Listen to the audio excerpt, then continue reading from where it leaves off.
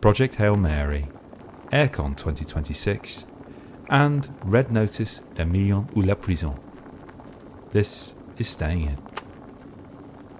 On reflection, Chris, how are you feeling about what was AireCon 2026? It felt great, Sam. It was obviously a leaner AireCon. We didn't have Pete, we didn't have Dan, No. we didn't do an RPG. No. But I think it felt very agile. Like our whole tactic that was inspired by our friend Richard of having a base of operations for the whole time where we could leave our stuff meant that literally we weren't lugging loads of stuff around with us. So it felt lighter, it felt freer in some respects, and just as enjoyable. Yeah. I after going for 6 years, I do often think that when we come back round and have this conversation again about AireCon, about how we found it, surely we've said all that needs to be said about how brilliant AireCon is as a convention. And what new thing are we going to bring to the table this year, other than the amazing games that we played? But I think it's that. I think it was like I've never really considered doing that before, especially at a convention, because like at other ones you just can't do it. You can't do that at UKGE or Essen or anyway. You can't just go, can I just leave my stuff here and then I'm just going to go wander around and then I'm going to come back and then do some playing. Like, but at AireCon it just is. It seems to be really the pattern for quite a lot of people. So we were there with our good friend from the We're Not Wizards podcast, Richard, and him and his pal had bought basically a big bag of games. They got to the convention earlier than Chris and I managed to, and basically said, this is where we're sitting and this is where we'll be for the majority of the day. And it was amazing because it was kind of like a bit like a community hub. The way you describe it makes it kind of sound like when you like go on holiday with friends and stuff, and like every day, like we'll meet back here and we'll meet for lunch and do this, or we'll do that, and this is going to be our base of operation. So we can all congregate into this one place, and it's got that same feel of like when you go on holiday with friends and you are free to do your own thing, but you always kind of come back together again. I mean, if we could have put towels down, we probably would have done. The game's that good. I think for me, as someone who's not gone to many kind of conventions, obviously I've been to AireCon, I have been to kind of UK Games Expo in the past, so I have been to some, but not many. Like, the feeling I had coming away from AireCon last year was the fact that it didn't feel like a convention. It just felt like a place where people got together to play games. And I think that is something that's quite special about it. And obviously I don't have the same level of comparison that you guys can, but that was my big takeaway from it last year. And we've talked about this before, so we're not this is nothing groundbreaking what I'm saying here, but that is my thing with AireCon, that it is just a case of people with a common interest coming together to play with each other. I remember when we were all younger, we would go to like a video game expo or something like that, and you go there just to see like the new coolness and that, let's have a look and play a demo of a game. And it was very individual, whereas this very much feels like when you go into that big room, huge kind of warehouse style room with just table after table after table, there's always somewhere to sit, there's always games being played. It is a really kind of different kind of ambiance, let's say.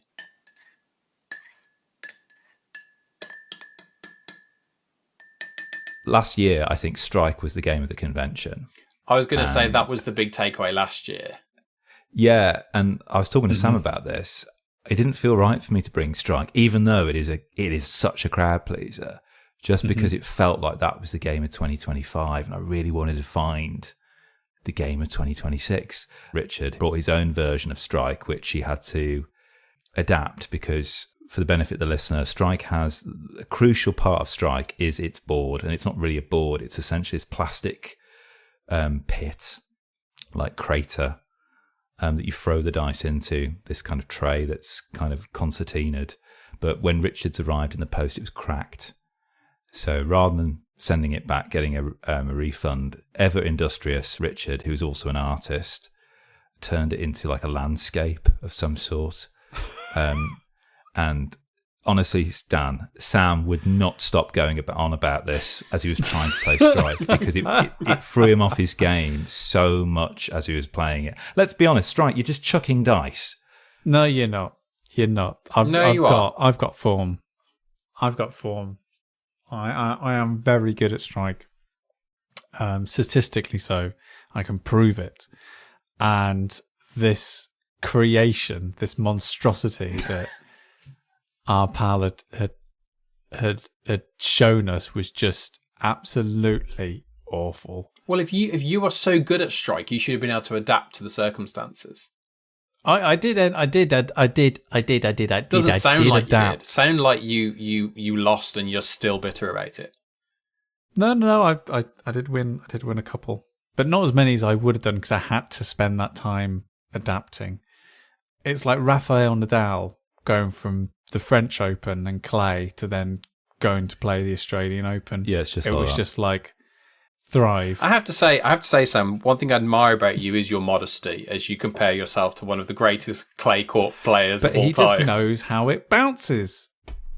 It's a wonder you haven't got the same sponsors, isn't it, to be frank? For me, though, the game of 2026 was a game that has been spoken about on this pod before by Sam, so I don't want to talk about it too much, but for me, it was my first time playing it. A game where we were all crying with laughter. I mean, genuine tears. People had to keep stopping to wipe the tears out of their eyes. We were laughing so hard. And that was Magical Athlete. What a game.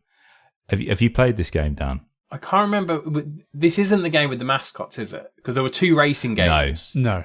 So I've not played Magical Athlete. I played the one with the mascots. Hot Streak. I played Hot Streak with my parents last weekend and they loved it. Oh, did they? Oh, yeah, they loved it, Sam. I've left it down there with them. Honestly, my mum didn't realise until halfway through that it was mascots. She just thought it was some weird world where you had a hot dog racing an anglerfish. Oh, yeah, and didn't question it. But yeah, Magical Athlete was just... Oh, it's just sublime. Glorious. I'm waiting for it to come back into stock. Again, we commentated this on a time, CMYK absolutely loved them as game designers and publishers, but they just did a bonkers thing that even they've acknowledged in terms of why they did it, in terms of releasing two very, very good racing games, very, very close to each other. But there was a few copies of Hot Streak around the convention when we were walking around, but Magical Athlete, everyone seemed to have a copy of Magical Athlete. It was just everywhere and it was amazing. And I think for me, what summed up really why that game is so good and has gone up in my estimations actually a lot, even from when we reviewed it, is that we were sitting down and there was 6 of us and we were just thinking about what to play, and it was getting to the end of the evening and we're kind of all flagging a little bit and we're just like, oh, let's play something, and we're sort of like rifling through the stuff, and it was just like, should we just play Magical Athlete? It's like, do we all know how to play? It's like everyone was just like, yeah, we all know how to play. Set up, played, tears of laughter. What is brilliant about the game is, when you understand it and when you get it and you know the rules, you can drop into just any game that is going on.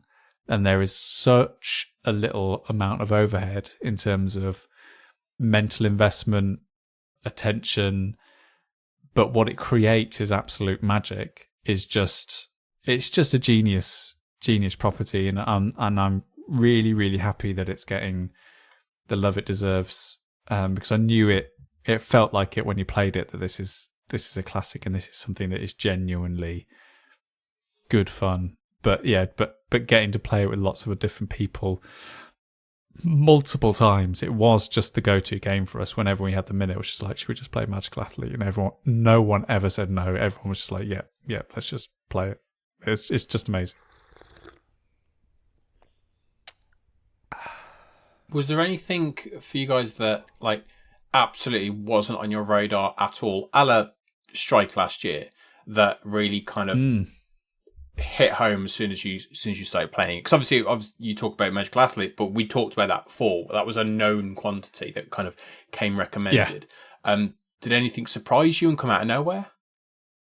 Well, there was a couple of things. I will say this about the quote unquote show floor of AireCon this year. They moved some things around. The Shet stand, which tends to be the biggest and the busiest part of the show floor, they moved a bit more inwards into the show floor, so it was a bit closer to where the bring and buy was, which I think was a great decision, because you kind of get more of a flow in the room. What tended to happen in previous years is people kind of enter and a Hachette would be there and you have loads of people around the entrance, and I think it sort of limited the flow. The flow of the convention was definitely a bit more on point, and it sounds like a silly thing to talk about when you talk about like the flow of the convention, but honestly, as someone who's been to quite a few, like it is super important getting people actually through and making people not feel like they're either like always stuck behind someone or being funneled into really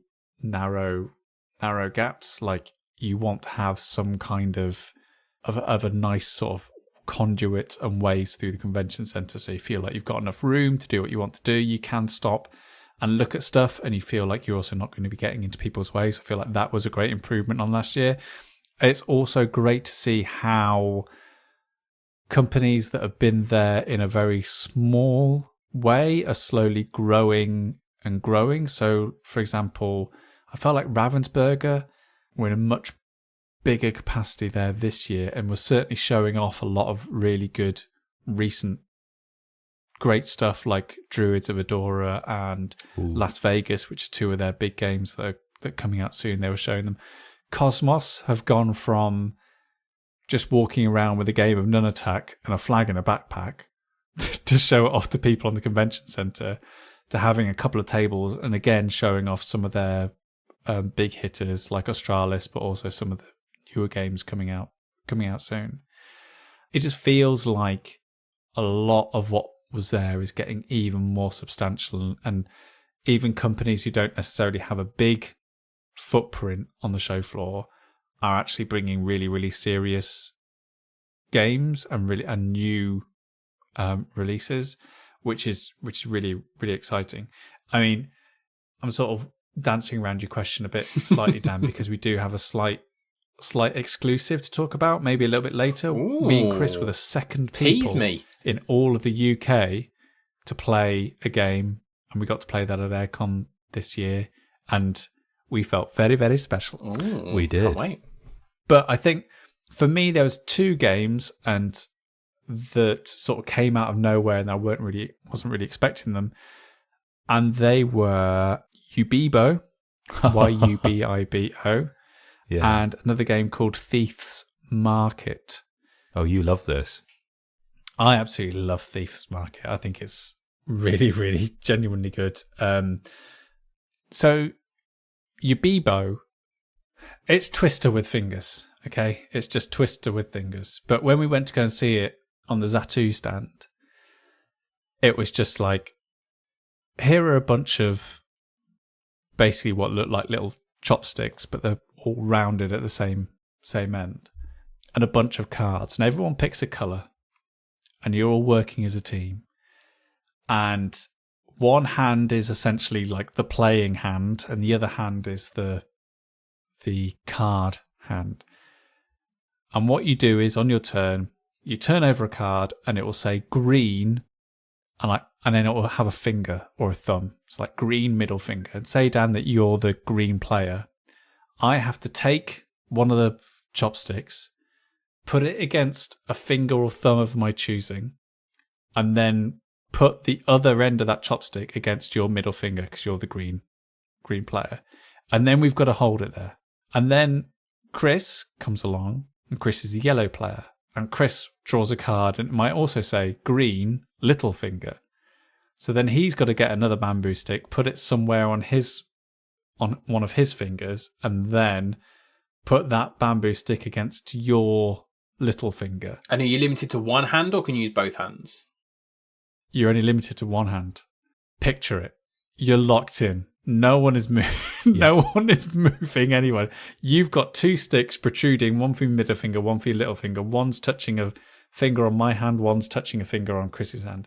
And then it's your turn, and you've got to draw a card, and then you've got to add a stick to one of your fingers, and you can have multiple sticks on multiple fingers if you want to. And then it's got to reach over and match a hand of someone else playing around the table. It sounds painful.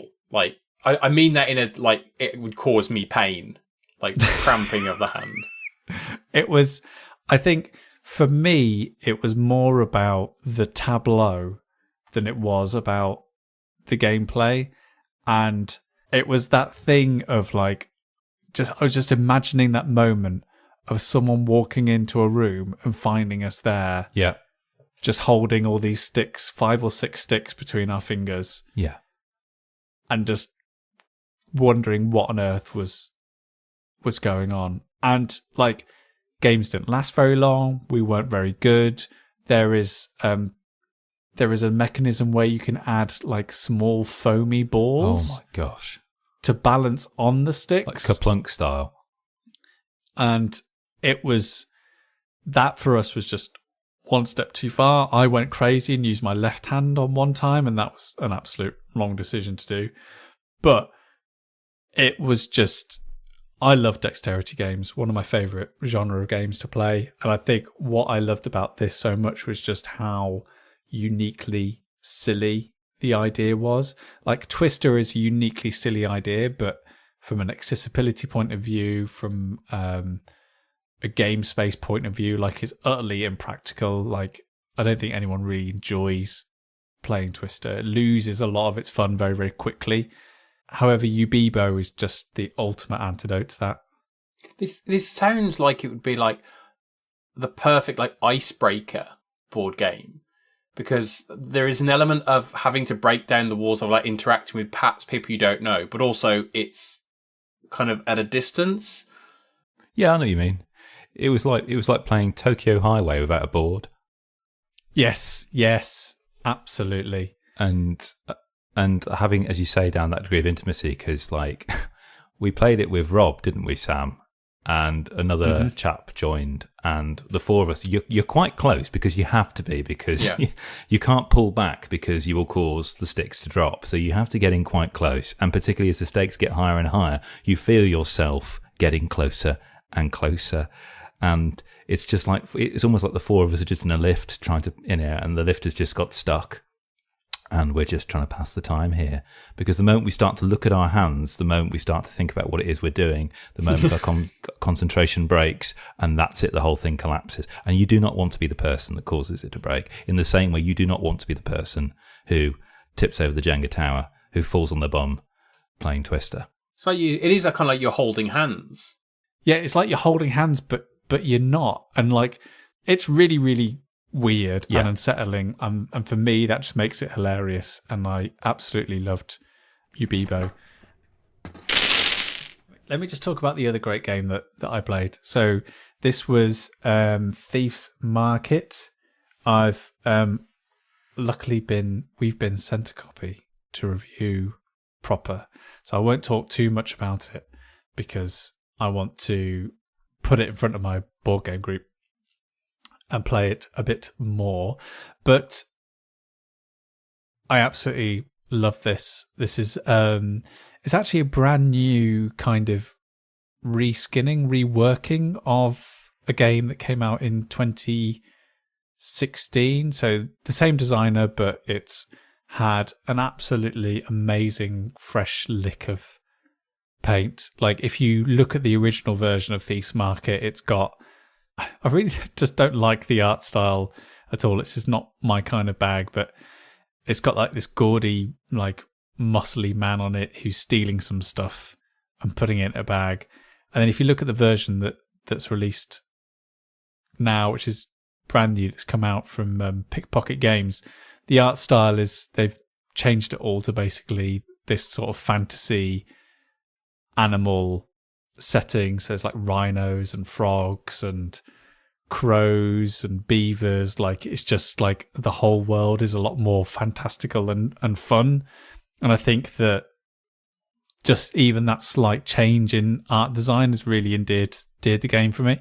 Also, one of the characters is called Sam the Crow, and every time I play this now, I'm going to play as Sam the Crow. To briefly give you a rundown, because as I said, I kind of want to talk about Thief's Market more in depth another time. It's a dice rolling game. It's a bit like Splendor. Yep. In terms of what you're doing is you're acquiring cards from a general market in order to create an engine that will help you acquire more expensive cards later on during the game. The major twist here is that you're using dice to pay for cards, but you're never really in control of what dice you're going to get from round to round, because this is the Thief's Market. So the game begins with one player rolling all of the dice and then choosing how many dice they want to take from that rolled selection. Then the next player takes their turn.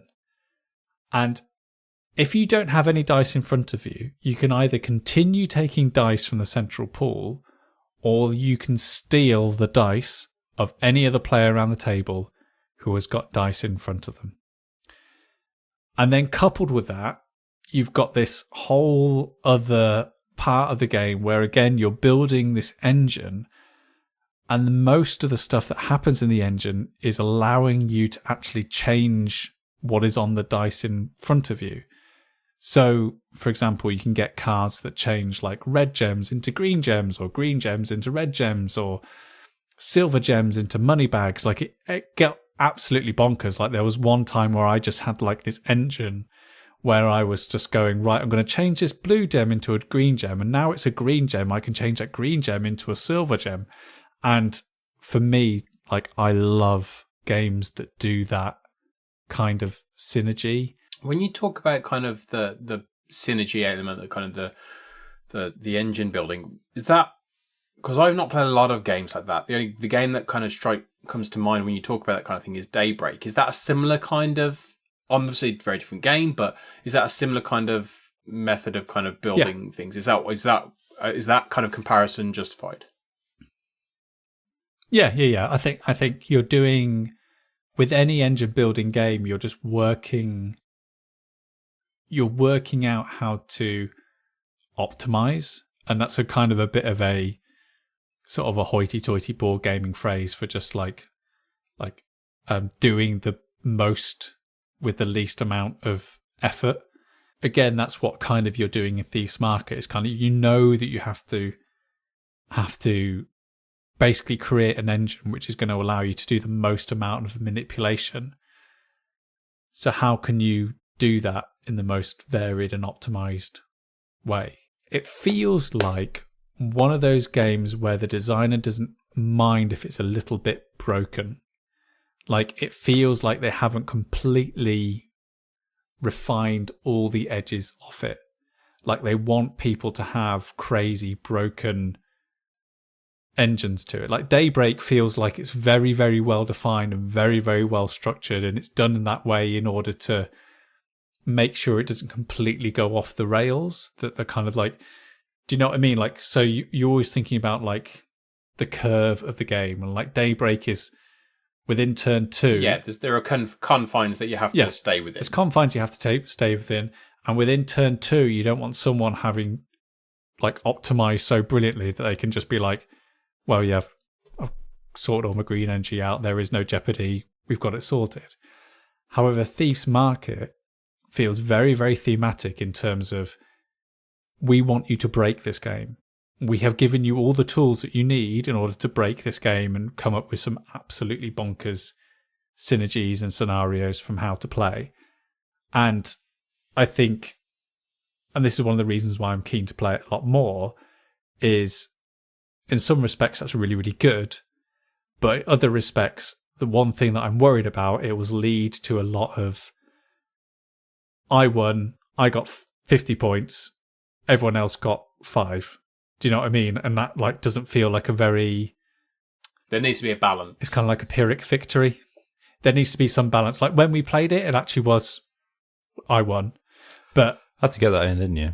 It Unbelievable. But it actually was quite close. It was a lot closer than I thought it was going to be, and I think that is there. I think they've done a great job of balancing how you get points from and get victory points from. But yeah, this is the reason why I want to spend a bit more time with it, is that when you make a game like this that is crying out to be broken, that you end up with a lot of imbalance in terms of final scoring. So we'll see how it holds up after vigorous testing. I bought something very light, Dan. Tacta. Which is I love Tacta. a lovely little light 20-minute card game where you can go up to 8 players, because I got the promotional deck and that went with it for free, where you have like a picture this. You've got a little card you place on the centre of the table, which is like a grid, and you have a deck of cards in your colour, which you shuffle.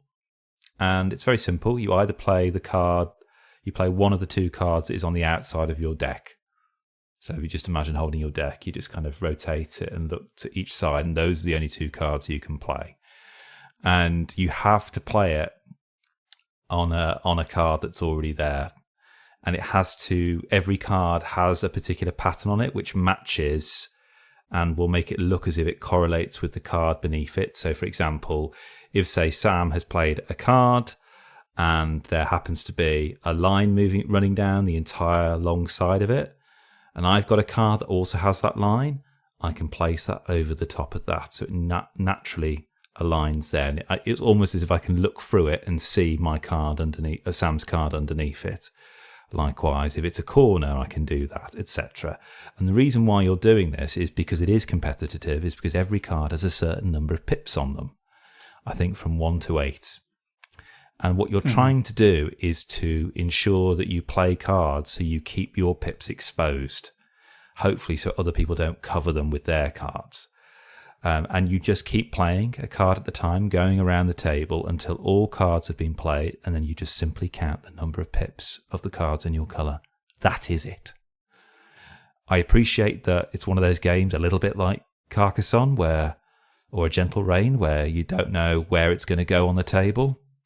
You know, at least with Carcassonne, you can move the grid over a little bit. Same with Gentle Rain. You can't really do it in Tacta. It's just not possible. So you really need a fairly big area, particularly for a larger player count. But a delightful little treat of a game. Very simple, great travel game. And can I just add, it was lovely to have a promotional deck given to me that I could actually just slot into the base game without actually having to carry them separately to each other. Lovely little game. Works just as well with 2 as it does with 8. Just looking at some pictures of it, the art style is really lovely. That kind of geometric shape element to it, and I like the fact that you if you look at a board that's there, it just looks like chaos, and then you look just slightly closer, and you actually see every single, because obviously the cards are overlapping with the specific shapes, and as you put it, you can see your card through the shapes. As you look, you can see the outline of every single individual card, even though as a whole it looks chaotic and just like a dump of cards. Actually, you can see how they're all strategically lined up and actually really nicely displayed. The optical illusion that Tacta leaves you with, as you said, Dan, like that, you think it's just chaos, and then as you look into it, it looks like the cards are kind of blending into one another, and you can see cards underneath other cards. Yeah, you can't really tell which one's sitting on top of which, because they all seem everyone is outlined by itself. Absolutely Loved it. I think, for me, was one of those games where I was like, I was kind of tempted to get it, because I was just like, I just really liked that design and that simplicity to it, and also just how it looks on the table. Really was kind of I was a little bit jealous that Chris had got the copy and got it. I'm going to come back at you, Sam, because I was jealous for another game that you literally brought out on the table 30 minutes before the doors closed and we had to leave Saturday night, which was Threaded from Osprey. Yes, Threaded. I cannot stop thinking about this beautiful little game. Really? Yeah, because I really liked. I like sewing. I know Pete's partner does a lot of embroidery, and I've not done it in a while. But there's just something really. I like sewing because of its exactitude. It's like, okay, that goes in, that comes out, and I'm not very good with fiddly modes of art making. But sewing, I get because all the messiness is kind of hidden underneath the fabric, and on the surface you see something really clean. And there was just something really, really lovely about its engine. It's an engine builder to an extent, down to a degree, very light, I would say. But it's more worker placement, where you are essentially getting your threads, which are represented by coloured cubes, in a perfect line in your needle, so you can sew a particular tapestry that matches that configuration. And I really, really found that a very, very charming theme. Really, this for me fills that crowd, satisfies that crowd of like what Wingspan did for that mechanism there, where actually you're drawn into it by the lightness of its theme, which is beautiful, and the art style is gorgeous. But actually you don't realise, actually, this is a worker placement game. Oh gosh, maybe I could go and play like Viticulture or Stone Age. I'm not saying like, okay, this is an easy game, move on to something harder, but like actually mechanically, oh, that's what a worker placement game is. All right, I'm just going and getting all my needles and thread. Great. And I found this just utterly charming, even though we were against the clock. It was a hell of a game to bring on the table. It was a bit of a misstep from me that at midnight, when the doors closed at 1:30 in the morning, to kind of go, shall we just play this game? That, I mean, I think again, it's another game that I'm going to have to play a little bit more, and I want to play it again with you, Chris, when time isn't so much against us, because this game isn't even out yet. It's not out until the end of April, I think, in the UK. But I agree with you. I think that there is a lot to love about this design. Its designer called Ellie Dix. But yeah, we need to play it when it wasn't 1:30 in the morning and we were getting threatened to be kicked out. Yeah. And what a way to get kicked out. Getting thrown out of a board game convention. As we round up our AireCon coverage, should we talk about the exclusive game? Game. Oh, please do. That we got to play. So we played this on the over the weekend. By the way, just another great shout out for Bella Vista. Yes. Which I think over the coming months will become, will probably leap up higher and higher into the BGG hotness. Yeah. It was, along with Magical Athlete, I saw a lot of people with copies of Bella Vista. We've, again, been kindly given a copy to review. We will put things up, but it is a lovely game. Anyway, when we were at AireCon, Chris and I got approached and we got asked to play a game that is not yet out in the UK. It's currently out in France, I believe. Yep. But it's not currently out in the UK. And they were like, we're thinking about bringing this game to the UK. Play it. Tell us what you think. You are the second people in the UK to ever play this game. And the game in question is called Red Notice. No affiliation with the Dwayne The Rock Johnson movie? No. It's... Which one's that? Is that the... No, that's the Father Christmas one. Oh, is it the Father Christmas one? I thought maybe there'd be some sort of like spy adjacency that we could go off. But yeah, Father Christmas does not appear. Sorry. But what Red Notice is a genre of games that usually really gets mine and Chris's juices running. In some ways, it was a bit of a weird experience because I've never been put in that position before as someone who really talks about games and kind of help me make this business decision. Like, do you feel like people would play this? People would enjoy this game? And the game itself has been based on you mentioned Red Notice. The game itself feels like, I don't know if this is actually genuine or not, but it's kind of the way that we were told it, and the gameplay feels very, very familiar. It's based on Catch Me If You Can, which was a novel and then a very popular film starring Leonardo DiCaprio and Tom Hanks. Can I just say, because I think this might play into it. I got it wrong. It wasn't the Father Christmas film. I think that was called Red One. Red Notice was a Dwayne The Rock Johnson film, but it was like a spy film with Gal Gadot and Ryan Reynolds. So the fact of the matter is, if it's kind of spy, it actually may be playing into the game a little bit more. There we go. But wasn't that film awful? I didn't watch it. Anyway, so Red Notice is sort of loosely based, or kind of really takes a lot of theme from Catch Me If You Can. If you've watched the film or read the book, you'll know that one of the main conceits of Catch Me If You Can is, first of all, that it was all about cashing in dodgy checks. So this guy was like cashing in dodgy checks around the United States.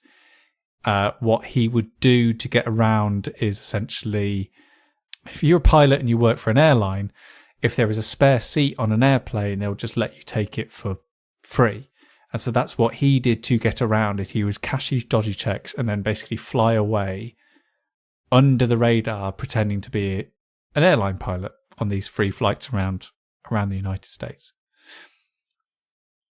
The other thing about Catch Me If You Can is there is a relationship between the person who is hunting and the person who is being hunted. And the idea that the person being hunted actually enjoys being hunted. There's a thrill in the chase of almost being caught and then getting away with it. Almost being caught and then getting away with it. Like, that is part of the thrill. It's not just about committing the fraud and then getting away scot-free and not being found. They almost want to be found. There's a thrill in being chased and almost being caught. And Red Notice plays off of all of that, of this idea that you are a criminal, you are committing fraud, you are racing around the world, but you kind of want to get caught. And why that is such a interesting premise for a game is that from a hidden movement point of view, when me and Chris were playing against each other, everything that you do as a criminal, I was playing as a criminal, everything that you do as a criminal is a clue to what you're doing and where you're going, which is kind of unheard of when it comes to a hidden movement game. So if we compare this to something that you would have played, Dan, like Whitehall Mysteries? Yep. Never remember the game. The one that you're Jack the Ripper and you're going around. Yes. London. Now, an amazing hidden movement game, but it's also very traditional in the way that, again, talking about the game curve, is that you can't find Jack for about 45 minutes until the last 5 minutes, and then you're hot on their tail, right? And the game is set up to be like that. The idea that you think it's all hopeless, and then as the game goes on, the net tightens, and then your chances of catching Jack increases. That's typically how a lot of hidden movement games work. Like Fury of Dracula is very, very similar, that you're wandering around in the dark, no idea what's going on, just putting wooden stakes here and there, hoping that you get something until the very end, when the game kind of reaches the crescendo. However, Red Notice is very, very different in that every single thing that you do as a criminal can be deduced by the person playing the cop, the FBI, to know where you are. So, for example, you have these checks that you cash. So to win the game, you have to cash $1 million worth of checks, but you can only cash checks in the country that those checks are made for. So every time that you do it, you're letting the FBI know exactly what country you are currently in at that time. The main conceit of how you take the actions is by playing this game of one-upmanship on this board with these poker chips. And what you're essentially doing is betting on either side of this board with poker chips to do certain actions on your go. And it's only if you win that bet that you get to do certain actions. And those actions could be to move, to cash checks, to get new checks. So even the act of putting a token next to a certain action, say move, for example, that's a clue for the FBI agent. Oh, why do they want to move? Where might they be moving to? Maybe I should move as well to go and follow them and try and track them down. And the other thing that really plays into this theme of, oh, you just want to get caught, is that you have 2 costumes, well, 3 costumes, I guess. And these are essentially lives. So whenever you get caught, you change your costume, go into another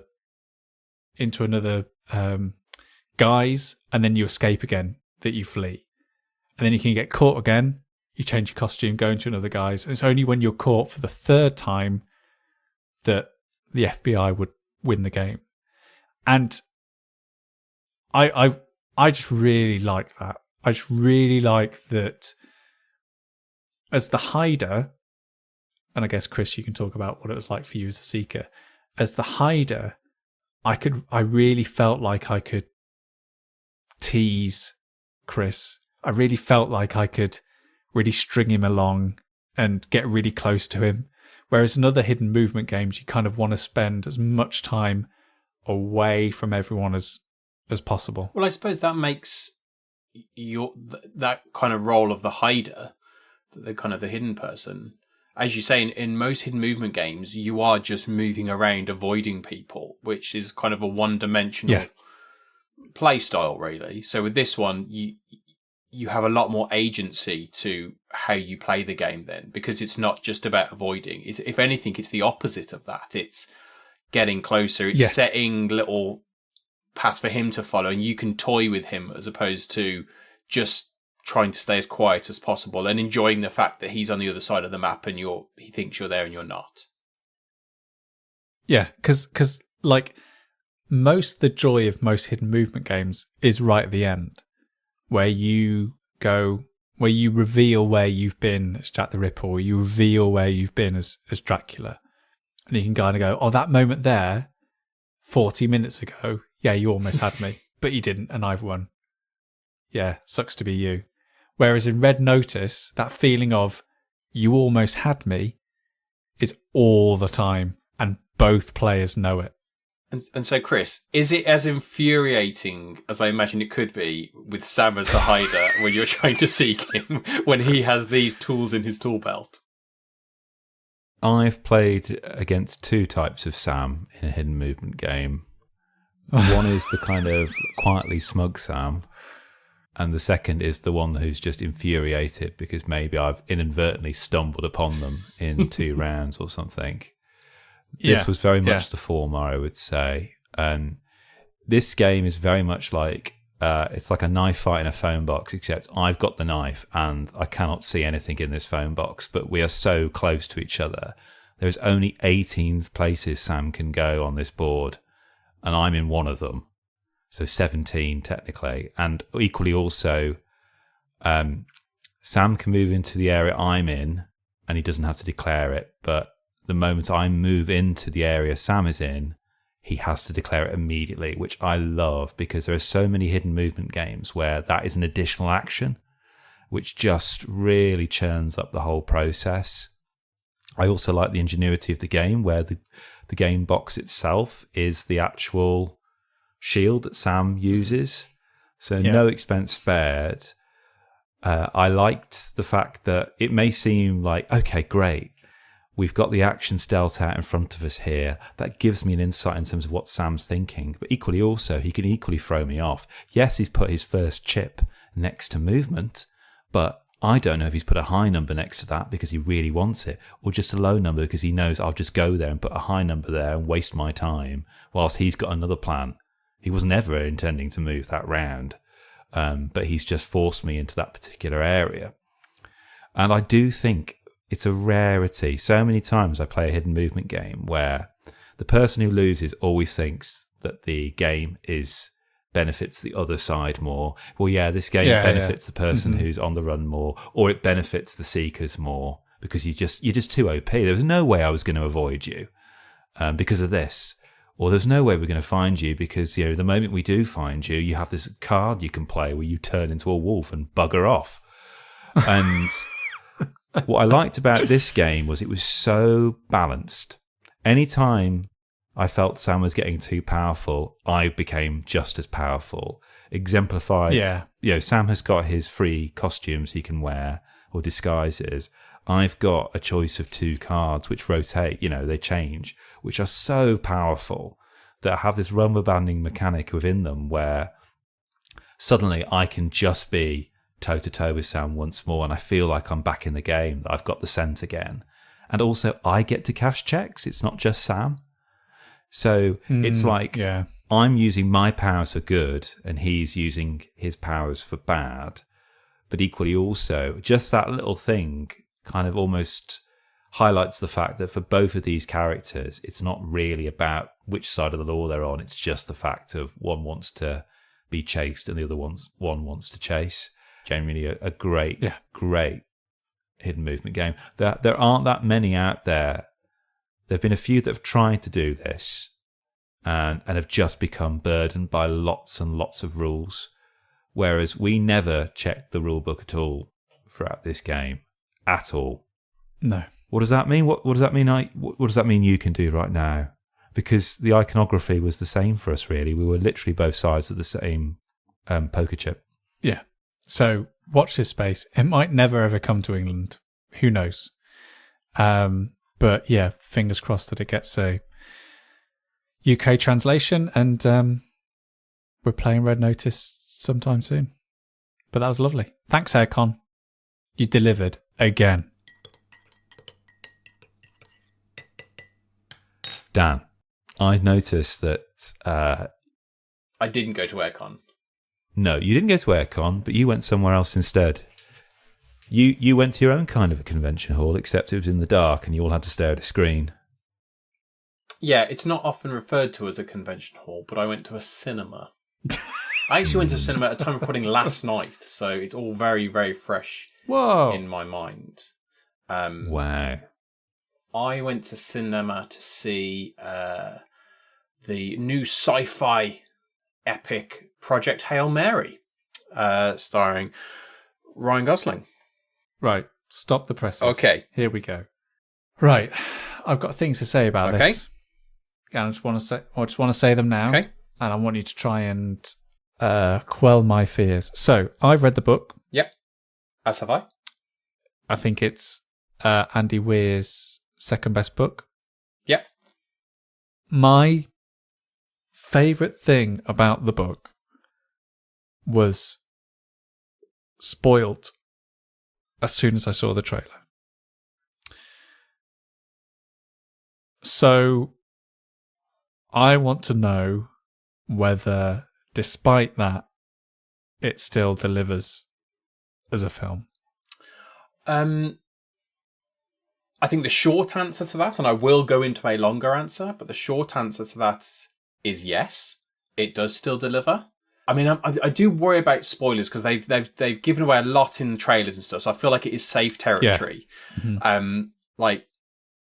And if you want to read the book, please go ahead if you haven't read it, and spoilers, don't listen to this bit here. But the thing that I loved in the book is it's about halfway through that the story changes. And obviously the story is that the character of Ryland Grace wakes up on a spaceship from a coma, does not know who he is, does not know why he's there, does not know where he is or anything. He just wakes up on a spaceship without any memory of anything. And then he slowly starts to get some memories back, and he realizes that something is happening which is causing our son to fade. And that is the reason why he's on this ship. And we learn through flashbacks as to some of the reasons behind that. And it's a fascinating story. And it's that classic, just like we had in The Martian, that classic idea of one-man personal story in space and that sense of loneliness and all of that stuff. Factored into then that slow reveal of what has happened, what is the reason for this, and what has brought him to being here. And the one thing the book does really well is really eke that out, and you get a real sense of his discovery of everything that's going on, and his loneliness being in space all by himself as he comes to terms with what has happened, what his role here is, what his responsibility is. I think that's your favourite part. So from speaking to you, that's your favourite part. So my favourite part of the book was around about halfway through. As he has remembered a lot of stuff, the book kind of changes because he encounters another spacecraft and he encounters an alien on that spacecraft. And it then becomes a story about them developing a relationship, him developing a relationship with this alien. And the book changes completely. And it's a wonderful book carrying on from there as well. Now, for me, that twist, kind of halfway through, is amazing. When that happens, and the whole thing is like, oh, this is a completely different story to what I thought it was. That twist is given away in the very first trailer, which I was really disappointed by. I then saw future trailers which gave away everything. Like they teased it. They gave away the twist, but teased a lot of it in that first trailer. Afterwards, they gave away everything. And having seen it, I can understand a bit more why they did that. Because I don't want you to be put off by this, Sam, but this film isn't as interested in his loneliness in space, coming to terms with what has happened. It's more interested in it being a buddy movie. And I don't mean that in a bad way. That is because that's what the second half of the book is. It's really lovely dynamic that they create between him and this alien who is basically a spider / crab made of rock. Basically, that's the look of it. And I was a bit kind of triggered by the crab in this. So I'm not a fan of crustaceans. But like the interactions they have are fantastic. And there's real kind of, if you think about the humour that comes from The Martian, which obviously is in Andy Weir's work, that's not something that came from the writing, that's Andy Weir's work.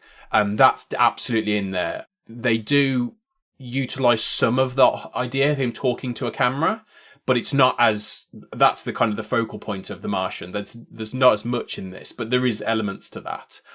But the thing I found is I really enjoyed the film. I really did. But I found myself thinking, I'm not getting that sense of loneliness that I got from the book. It plays into the humour of it. It wants to spend time having fun and doing all that stuff. It does deal with pathos. It does deal with certain things. It just about manages to explain the science of it. But again, it's not as interested in it, in the science, as it is about this relationship, which sits at the core of the film. And I think that's fine. Like, what I wanted to kind of bring up as a point of this is some of the negative feelings I have towards the film, I'm bringing to it because of reading the book. So I lost that sense of loneliness, which I think is an important part of the book. I lost that sense of it going through so much of the film, so much of the story before kind of the alien who he calls Rocky. Before Rocky comes, I miss that. They really want to get to that earlier as possible because I totally understand why.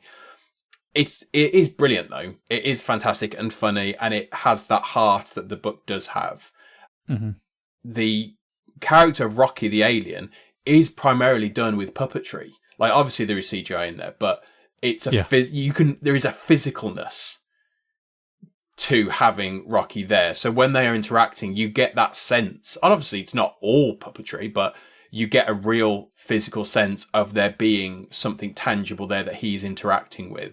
It's not Ryan Gosling looking at a tennis ball on a stick. He's seeing something there that he can relate to, which makes a huge difference for me always. Mm-hmm. Yeah. I think that's the thing that I'm sort of most interested about. The film is more than what it's about or how they've adapted the book, is actually how they've made made the film, because I think Lord and Miller came out and said that there isn't a green screen in the film or something audacious like that, which I think they've kind of walked back on slightly, but because they've kind of like said, I mean, there has to be some green screen in there. In space. Well, no, because you can use the volume. Not they haven't used the volume, but you can use like there's different techniques in terms of like replacement rather than just having it in a green screen. You can have something there and then you just replace what was there, or you do things like matte painting, projections, or whatever. So, but I feel like one of the conceits about the film is they've gone for as much of a genuine feel and physicality to it than, say like a Star Wars or something, where I feel like as an audience you pick up on that stuff, even though when it's done really, really well, and when there were a lot of effect shots in a film, it. You know when something isn't real. You know when someone's looking at a tennis ball on a stick. You kind of feel it. Like I was listening to an interview with Lord and Miller actually about Project Hail Mary, and they were talking about the puppetry, and they were saying, there was like 5 people who operated Rocky, but the 6th person is Ryan Gosling.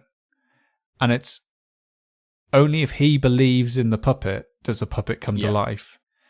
And that for me is like penny drop moment in terms of that's why it just never you just never get that feeling when you're watching like a big Marvel movie or whatever, or when when it just becomes like bits of computers fighting each other, because there's not the other person there who is able to believe enough in what they're doing to be able to make that other thing become real. And I think, I'm a big fan of Lord and Miller. I'm not a big fan of everything that they make, but I'm a real big fan of how they go about making films. I think they just have a really interesting approach to making stuff. Well, I think they've got a history in that the idea of those unlikely team ups and those relationships kind of coming together. I mean, you look at things like the Lego movie and stuff like that, you've got those kind of team ups in there as well. And that's what this is. And I think you look at, when comparing it to your big sci-fi films, your Star Wars and stuff like that, I think the big difference here is this is a very personal story. So you need to believe in that fundamental relationship between those 2 characters. And it's interesting, they do kind of as part of it, they do give Rocky a voice. They do develop kind of a communication thing, which is done seemingly very easily. I think that's one of those things where you kind of have to just go with it. In the book, it's much harder. That it takes a lot longer to get to that point. Where in the film, they're like, we need to just get to the point where they can talk to each other. So let's just get there. But there's the whole thing of they try and find a voice. And I think the voice they actually ended up using, is actually the voice of the main puppeteer as well. So you very much get that sense of it's a two-hander. It's not just Ryan Gosling speaking to a tennis ball. It's a two-hander between these two. And so this very personal story, you would never look at a Star Wars film and say this is a really personal story because there's lasers and ships and everything flying around. This is 2 characters interacting, learning from each other, developing a relationship. And you have to believe in that, otherwise the film falls apart. In other exciting news, I'm gearing up this weekend to play Twilight Imperium 4th edition. Very first time. Yes. So my mind is fully focused on energy, sustenance, what I'm going to do to try and give myself the edge this time around. 3rd time playing Twilight Imperium, 1st time playing 4th edition. I'm in it to win it, boys. Because I was going to say, Sam, like, I can't really help you with strategy regarding the game. I was just going to say, just find the comfiest chair and don't wear a suit. Yeah. Fair enough. But you won last year, so I know. Must have been doing something right. So that's me and my weekend. Chris is in on his Easter hollybobs. What are you doing, Dan? Now, 2 episodes back, Dan, you said you were going to go and do a shop at Tesco. I did my Friday Big Shop, Tesco Big Shop. Did anyone approach you? Any listeners approach you? No. I kept my head down. I put a cap on, sunglasses. Kept it quiet. No, I think it's weather is hopefully turning around a little bit at the moment. My garden needs dire care and attention, so I think it's one of those gardening weekends. So if you've got any scarifying tips, staying in the game long enough when you're playing Twilight Imperium tips, or what tips are you looking for, Chris? Tips I'm looking for at the moment is how to deal with cracks in the wall and filling them in, because that's what I'm doing a lot of at the moment in my new house. Brilliant. I can give you loads of tips about that. But anyway, if you'd like to give us any tips, email us stayinginpod@gmail.com. Put in the subject line just the tip, and you can also send us a message on Instagram @stayinginpod if you'd like to get in touch that way as well. There might not be much added to the Spotify playlist from this edition of the show. Maybe something from the Project Hail Mary soundtrack. Is it Daniel Pemberton? I love Daniel Pemberton's work. Yeah, some lovely soundtrack from Project Hail Mary. There's a lot on there. Yeah, isn't there? Wasn't it Into the Spider-Verse? He did all the Spider-Verse Daniel music. Pemberton? They're absolutely banging. Also, See How They Run. Paddington, I think, also as well. I think maybe that might have been him. I can't remember, but he's an extraordinarily versatile composer. Yeah, if you want to hear some amazing music curated by us, well, by Chris, based off of the stuff that we talk about here on the show, then do look in the show notes to get the links to Spotify to find those playlists. Otherwise, they're pretty much impossible to find. Also in the show notes, you'll see details and chapters about all the stuff that we talk about, so you can skip ahead or re-listen to something that we've said throughout the show. You can also go to BGG, which is Board Game Geek, to follow us there and see our curated lists of all the board games we've talked about, which of course is really handy for this episode where we've talked about an absolute boatload of stuff and stuff that's not even out yet. And you can do the same on Steam, where if we talk about a video game, we'll put it up there on our curated lists on Steam. Just search for Staying in Pod. I think that's about us done. I've got rule books to read. Dan's got gardening YouTube to watch. And Chris has got a crack to fill. Take care. Take care.